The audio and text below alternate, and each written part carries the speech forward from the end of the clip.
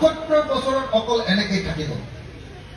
78 বছৰ 78 ইয়াৰ্ছ 78 বছৰত কেৱল আৰু কেৱল হিন্দু মুছলমানৰ ৰাজনীতি দেখিলো অসমীয়া অনা অসমীয়া ৰাজনীতি দেখিলো বাংলাদেশী খেদি দিম বুলি চিঞৰ পৰা দেখিলো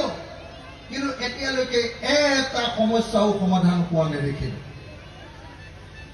2014 চনত নৰেন্দ্ৰ মোদী আহি অসমত ক'লে বোলে মোক ভোট দিয়ক 14 চন 16 মে তাৰিখৰ পৰা অসমত এজনো বাংলাদেশী নাথাকিব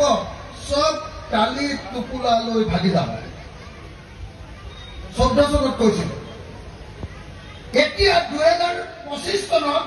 তেওঁলোকৰ মুখ্যমন্ত্ৰী হিমন্ত বিশ্ব শৰ্মাই কৈছে যে অসমত 1 কোটি বাংলাদেশী আছে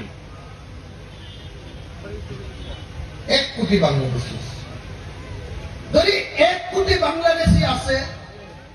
আৰু তোমালোকে খেদিম বুলি যদি খেদিব পৰা নাই তেতিয়াহ'লে প্ৰথম কামটো হ'ল তোমালোকৰ চৰকাৰখনে পদত্যাগ কৰা